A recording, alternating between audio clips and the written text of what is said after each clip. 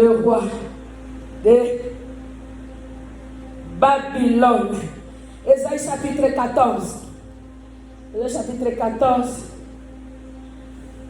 verset. Je vais commencer à partir du 3. Troisième verset jusqu'à... allez, ça va peut-être diminuer. Bon, même comme ça, il n'y a pas de problème. Diminuer, c'est mieux. La Bible nous dit, le titre c'est la prophétie contre le roi de... la prophétie contre ce roi-là. Prophétie contre le roi de Babylone. Et quand l'Éternel t'aura donné du repos, après tes fatigues et tes agitations, après la dure servitude qui te fut imposée, alors tu prononceras ces chants sur le roi de Babylone et tu diras, et quoi, le tyran n'est plus, l'oppression a cessé, l'Éternel a brisé les bâtons des méchants, la verge des dominations, des dominateurs. C'est lui qui, dans sa fureur, frappait le peuple par des coups sans relâche. C'est lui qui, dans sa colère, subjuguait les nations et poursuivit sans ménagement toute la terre. Joue du repos et de la paix. On éclate en chant dans les grâces. Les cyprès, même les cèdres de Liban, se réjouissent de ta chute. Depuis que tu es tombé, personne ne monte pour nous abattre. Le séjour des morts se met jusqu'à dans ses profondeurs pour t'accueillir à ton arrivée. Il réveille devant toi les ombres, tous les grands de la terre. Il fait lever de leur trône tous les rois des nations. Tous prennent la parole pour te dire, toi aussi, tu es sans force comme nous. Tu es devenu semblable à nous. Je vais sauter. Alléluia. 19. Je commence par 18. Tous les rois des nations, oui, tous, reposent avec honneur, chacun dans son tombeau. Mais toi,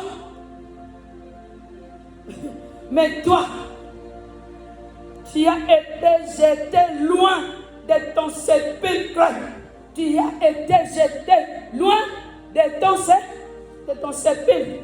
Je souhaite que vous puissiez vraiment retenir le verset 19, parce que c'est là que nous allons faire notre combat. Nous allons prier. Nous allons encore prier. Alléluia. Mais toi, tu as été rejeté loin de ton sépulcre, comme un rameau qu'on dédaigne, comme une dépouille de gens tués à coups d'épée et précipité sur le pierre d'une fosse, comme un cadavre foulé au pied. Tu n'es pas réuni à eux dans le sépulcre, car tu as détruit ton pays. Tu as fait périr ton peuple.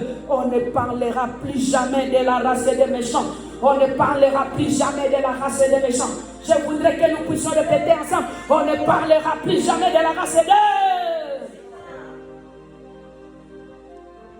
On ne parlera plus de la race des méchants. 21. Prépare le massacre des fils. Prépare quoi? Le massacre des fils à cause de l'iniquité de leur père, qui ne se relève pas pour conquérir la terre et remplir le monde d'ennemis. Je reprends. 21. Prépare le massacre de qui? Des fils. À cause de quoi? À cause de l'iniquité de leur père. Ok. Qui ne se relève pas pour conquérir encore quoi? La terre et remplir le monde de qui? D'ennemis. Les méchants. On ne parlera plus de cette race-là. La race des méchants doit être détruite. Car c'est une race qui remplit le monde L'ennemi. Nous allons continuer. 22. Maintenant, la parole, l'Éternel est en train de parler. Il dit, je me lèverai contre eux. Dit l'Éternel des armées. J'en ai tiré le nom et la trace de Babylone. Ah, encore. J'en ai tiré le nom et puis la trace de Babylone, ses descendants et sa postérité, dit l'Éternel. 23. Parce que là, nous avons beaucoup de choses à faire. C'est vendredi qui vient là-bas. Il faut venir. Alléluia. Il ne faut pas rater. Parce qu'il y a de bonnes choses que nous allons faire ici. 23 dit ceci. J'en ferai la gîte dit hérisson. Nous allons voir ça. J'en ferai la gîte dit hérisson et un marécage. Et je la balayerai. Je la balayerai. Je la balayerai. Balayer. Je la balayerai avec le balai de la destruction. Avec le balai de la destruction. Avec le balai de la... Acclamez le Seigneur. Car notre Dieu s'est mis debout. Il a parlé. Notre Dieu a parlé. Le roi de Babylone, ils ont un autre sort. Ce n'est pas le sort comme les autres. Les autres, ils en ont eu ce qui était, ils qui pétaient. Oui, ils qui pétaient. Mais oh, il y a un roi de Babylone. Ils ont dit comme. Il y avait comme un roi de Babylone. Babylone, les amis. Nous devons savoir aussi Babylone. Oh, Babylone. Je vais parler de Babylone. Babylone. Vous savez que Babylone, c'est une ville, n'est-ce pas? C'est une ville. Ça a été construit. Comment on construit la ville de Christ? C'est une ville, et là, dans la ville, roi Aminene Bazala qui va Nebukadnezar, Belshazzar. Ils ont régné là-bas, non? La période de Daniel. Hein? En tout cas, tous ces rois-là. Bien aimé, c'est que nous devons connaître que Babylone, c'est une ville ancienne de la Mésopotamie, Irak. Irak. Et c'est que Saddam Hussein. Vous voyez Saddam Hussein? Les gens disent que Kazalaka peut descendre à Nebukadnezar. Cette ville, c'est une ville qui était caractérisée par les désordres et des crimes. Il y avait comme un crime. Désordre. C'est le monde profane. Si tu veux savoir là où on a profané, il faut aller à Babylone, en Irak. C'est le monde des profanes. C'est le monde de la sorcellerie. C'est le monde, je vous assure, toute culture, sorcellerie, c'est la Babylone. Et c'est la culture nyos. Et c'est la naku. Et c'est la naïbité sur qui localité. Et qu'on peut cause à l'avenir. Avenir peut qu'on cause à Babylone. Et c'est là où règne la sorcellerie, la profanation, les crimes. Babylone. Bien aimé, dans Babylone, c'est le monde de hauts lieux. Il y avait comment haut lieu? Haut lieu, ils ont ici quand on va s'embêter la Nzambete. On va s'embêter la Bible. Les hauts lieux, ils ont ici quand on va s'embêter la Nzambete Mosous. Parce que la Nzambete n'a pas. Mikolo, tout le monde a l'église ango. Parce que l'église la Bible est sur Facebook. Parce qu'on peut publicité. Ils ont haut lieu.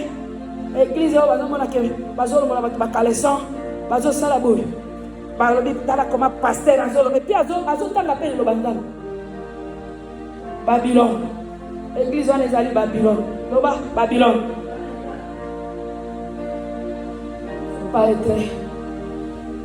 Faut pas créer une ville qu'on appelle Babylone. Il ne faut pas Gardez les choses de Babylone dans votre maison. Bien-aimés, c'est un lieu de désordre. C'est un lieu où on a construit l'hôtel satanique. Les églises de Satan. Moi, quand j'ai étudié cette ville, j'ai trouvé que même notre culture, c'est une culture babylonienne. La culture est chez nous là-bas, la Babylone. Alléluia. Il faut savoir toujours, quand on parle des choses de Dieu, quand on dit que tu es serviteur de Dieu, il faut faire la part des choses. On ne mélange pas. Et nous, chez nous, ça se fait comme ça. Oh, oh. Donc toi, tu es encore à Babylone. Écoute ce que Dieu est en train de dire par rapport au roi de la Babylone. Il faut qu'on le voit. Dis avec moi, je quitte la Babylone. Il faut quitter. Non, tout ça, c'est la Babylone. Toute culture contraire à la parole de Dieu, c'est la Babylone. Et il y a des rois. Ce sont ces gens-là dont il s'agit parce qu'ils sont des méchants. Ils sont des criminels. Dis avec moi, des criminels. Les hôtels sataniques. Vous savez que Babylone, ça vient de Babel. Babel. Hein? Quand on était en train de construire les Babel là. C'était un haut lieu. Mais nous savons aussi qu'il y a une Babylone des temps de la fin. Hein? Allez de l'Apocalypse, quand vous lisez là-bas. On parle de Babylone comme une cité ou une ville des habitants qui n'ont jamais obéi, qui n'obéissent pas à Dieu. Ce sont des personnes, cette ville-là est constituée des opposants radicaux. Les opposants radicaux. Alléluia. Les radicalistes, les athées. Vous savez, lorsque vous avez même des voisins qui sont des radicaux contre les choses de Dieu, c'est la Babylone.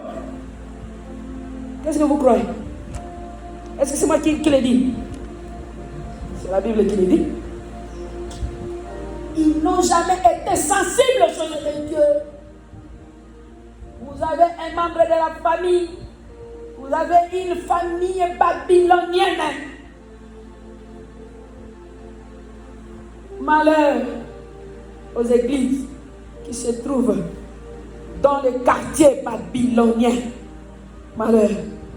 Mais je vous assure, il y a une âme. Alléluia. C'est facile de détruire. Parce qu'ils doivent tous venir à genoux. Seigneur, pardonnez. Ils doivent venir. Parce qu'il y a un balai, avec moi, balai de la destruction. C'est l'Éternel qui a ça.